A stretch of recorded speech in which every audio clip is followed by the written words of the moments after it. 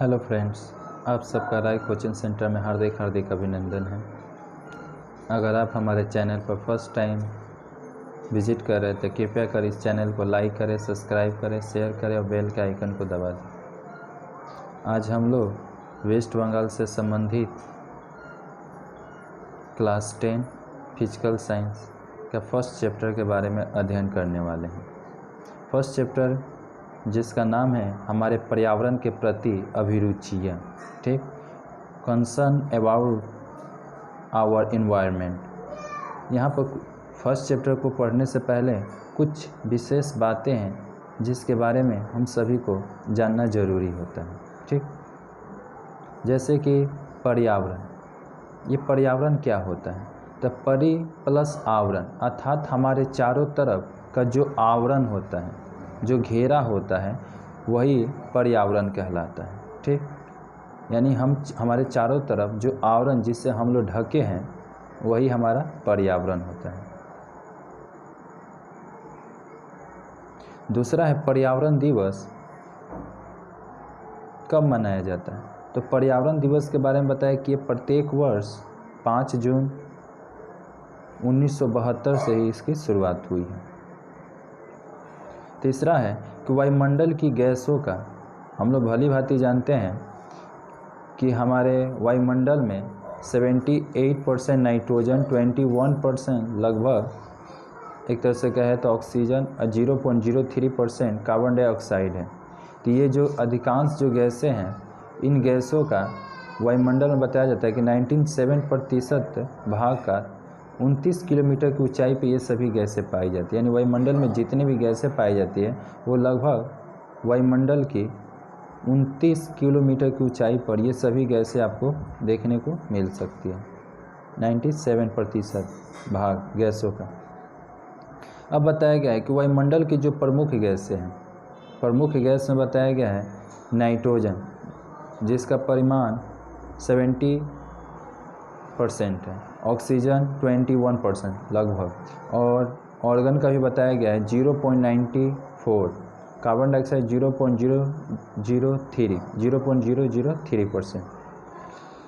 अब आते हैं हम लोग ओजोन गैस, सूर्य से आने वाली जो पैराबैंगनी किरणों को अवशोषित कर वायुमंडल को ठंडा रखती है। ये जो ओजोन गैस O3 है, ये O3 गैस सूर्य से आने वाली जो पैराबैंगनी किरणें होती है, अल्ट्रा वोल्टेज किरण होती है, उस किरण को अवशोषित कर हमारे वायुमंडल जहाँ पर हम लोग रहते हैं उसको ठंडा रखता है। उसके बाद अगला जो पॉइंट है हम लोग का, अधोमंडल में मौसम संबंधित घटनाएं होती हैं, यानी जिसको परिवर्तन मंडल कहा जाता है या क्षोभ मंडल। इस मंडल में आंधी, तूफान, वर्षा, चक्रवात आदि घटनाएं, मौसम संबंधित घटनाएं आपको देखने को मिलता है। समताप मंडल में जेट प्लेन और मौसम की जानकारी लेने वाले बेलूम आते हैं। कहाँ पर? समताप मंडल में जेट प्लेन और मौसम की जानकारी लेने वाले बेलूम आते हैं।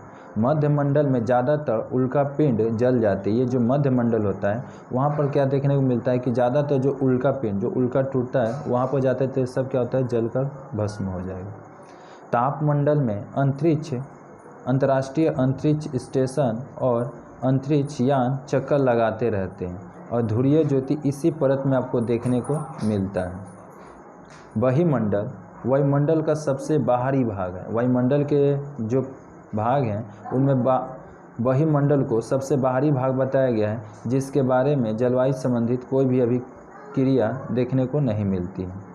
पृथ्वी के सतह के निकट औसतः 6.5, बहुत सारी किताबों में 6.4 डिग्री सेल्सियस भी टेम्परेचर बताया जाता है कि 1000 मीटर की ऊंचाई पर जाने पर की दर से घटता है। यानी आप 1000 मीटर की ऊंचाई पर जाते हैं तो 6.4 या 6.5 डिग्री सेल्सियस की दर से ताप टेम्परेचर जो होता है वो कम होता है। समुद्र तल पर वायुमंडलीय जो दबाव होता है औसतः 1014 मिलीबार होता है। यानी समुद्र के जो तल होता है वहाँ पर जो वायुमंडल का जो दबाव होता है 1014 मिलीबार होता है। संवहन प्रभाव के कारण विभिन्न स्थानों पर वायु दाब में अंतर आता है, जिसके कारण क्या होता है, दबाव के कारण आंधी या तूफान की शुरुआत होती है। ओजोन मंडल में ऑक्सीजन यानी O2 पराबैंगनी किरणों को सूर्य ऊर्जा से परमाणविक ऑक्सीजन में बदलते हैं। यानी ओजोन मंडल में जो ऑक्सीजन होता है O2, ऑक्सीजन यानी O2 पराबैंगनी किरणों की ऊर्जा से परमाणविक ऑक्सीजन में बदलते हैं और ऑक्सीजन के अणु से मिलकर O3 में निर्माण करते हैं। यानी O2 से ही हम लोग का O3 का निर्माण होता है। ठीक, ओजोन मंडल। ओजोन परत हमारी पृथ्वी की सुरक्षा कवच भी कहलाता है और इसके साथ साथ पृथ्वी का छाता भी कहलाता है, क्योंकि ये आने वाली सूर्य से पराबैंगनी किरणें जो हानिकारक किरणें हैं उसको रोकने का कार्य करता है। अगर वो डायरेक्ट हमारे वायुमंडल में अगर प्रवेश कर जाती तो बहुत ज़्यादा एक तरह से कहे तो इफेक्ट पड़ता, एक तरह तो मोतियाबिंद हो जाता, दूसरा एक तरह से कहे तो चर्म रोग हो सकता है और यहाँ का टेम्परेचर हाई हो जाता है। ये सभी चीज़ें देखने को मिलता। तो ओजोन जो हमारे लिए एक तरह से सुरक्षा का कार्य करता है। इस ओजोन को भी कुछ ऐसी गैसें हैं जो नष्ट करती है, क्षय करती है, जैसे NO, फिर NO2 nitrogen dioxide, NO nitrogen oxide, CFC chlorofluorocarbon, ये सभी जो गैसें हैं ये सभी हमारे ओजोन पर जो सुरक्षा को जो हमारी रक्षा करता है उसको ये लोग नुकसान करते हैं। आयन मंडल रेडियो तरंग को पृथ्वी की ओर परिवर्तित करता है। ये जो आयन मंडल होता है ये रेडियो तरंगों को पृथ्वी की ओर परिवर्तित कर देता है। जो हम लोग फ़ोन पर बात करते हैं ये सभी हमारे एक तरह से आयन मंडल से परिवर्तित तरंगे हैं, जिसके माध्यम से हम लोग का फ़ोन कनेक्टिंग होता है। आयन मंडल में उत्तरी ध्रुव के पास सुमेरु ज्योति तथा दक्षिणी ध्रुव के पास कुमेरु ज्योति देखी जाती है। पौधा घर प्रभाव में छोटी तरंग वाली अस्वक्त विकिरण किरणों का अवशोषण होता है। ये पौधा घर जहाँ पर एक तरह से कहे तो ज़्यादा लाइट नहीं होता है, तो ऐसे जगहों पर प्रकाश नहीं होता है, तो वहाँ पर क्या किया था, एक पौधा घर बनाकर वहाँ पर प्रकाश को अवशोषित किया जाता है तथा लंबी तरंग वाली औसत किरणों को उत्सर्जन होता है जिससे कि बाहर निकलता है। CO2, CH4, N2O और CFC ये सभी ग्रीन हाउस गैसें हैं। ग्रीन हाउस गैसें जो एक तरह से कहें इन सभी गैसों को ग्रीन हाउस गैस बताया गया है। कौन? CO2 carbon dioxide, CH4 methane और एक तरह से N2O नाइट्रोजन डाइऑक्साइड और CFC क्लोरोफ्लोरोकार्बन और H2O जिसको हम लोग जल कहते हैं, जल वाष्प, ये हमारा एक तरह से ग्रीन हाउस गैस से है। ग्रीन हाउस इफेक्ट के कारण पृथ्वी की सतह का तापमान क्या होता है, दिन प्रतिदिन बढ़ते चला जा रहा है। यानी ये जो ग्रीन हाउस इफेक्ट के कारण जो पृथ्वी के हम लोग का टेम्परेचर है देख रहे हैं, दिन प्रतिदिन क्या होता है, टेम्परेचर हाई होता चला जा रहा है, बहुत ज़्यादा गर्मी महसूस होता है। ये हमारा ग्रीन हाउस इफेक्ट के कारण, ग्रीन हाउस गैस के चलते होता है, यही ग्रीन हाउस इफेक्ट। आज विश्व की जलवंत समस्या में एक सबसे बड़ी समस्या ग्लोबल वार्मिंग को बतलाया गया, जिसके लिए जिम्मेदार अधिकांश कारक मानव जनित हैं। ये मानव यानी हम सभी मनुष्य ही एक तरह से कहें तो ये ग्लोबल वार्मिंग के सबसे बड़े कारक हैं।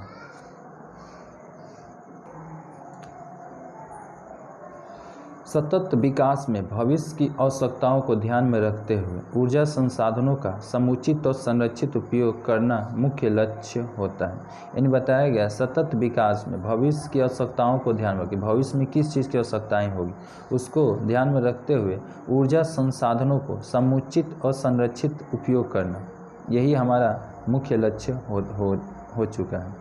गैर नवीनकरणीय ऊर्जा स्रोत क्या होते हैं? गैर एक नवीनकरणीय ऊर्जा स्रोत होता है। तो सबसे पहले आप लोग ये जान लीजिए कि नवीनकरणीय ऊर्जा स्रोत क्या है। तो जिनका उपयोग बार बार किया जा सकता है, जैसे सौर ऊर्जा, पवन ऊर्जा, ज्वारीय ऊर्जा, ये वातावरण को कभी दूषित नहीं करते हैं, ठीक, और ये कभी नष्ट होने वाले भी नहीं है। एक तरह से सूर्य अगर नष्ट हो जाता है तो हम ही लोग कहाँ से बचेंगे, पवन अगर नष्ट हो जाएगा तो हम लोग कहाँ से जीवित रहेंगे।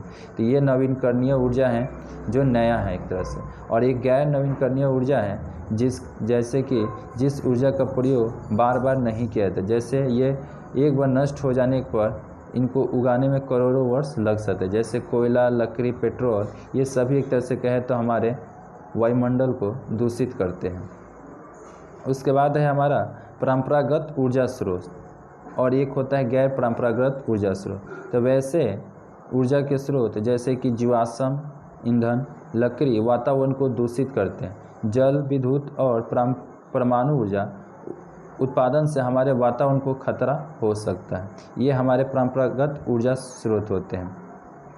और गैर परंपरागत ऊर्जा स्रोत उसको बताया गया जैसे कि जैसे सौर ऊर्जा, पवन ऊर्जा, ज्वारीय ऊर्जा, भूतापीय ऊर्जा, बायोमास ऊर्जा, कोयला तथा मीथेन हाइड्रेट, स्वच्छ ऊर्जा, ये जिससे वातावरण को नुकसान नहीं पहुंचता। गैर जिससे हमारा वातावरण को नुकसान नहीं पहुंचेगा, जबकि परंपरागत जिससे हमारे वातावरण को हानि होती है, नुकसान होता है। ठीक, धन्यवाद।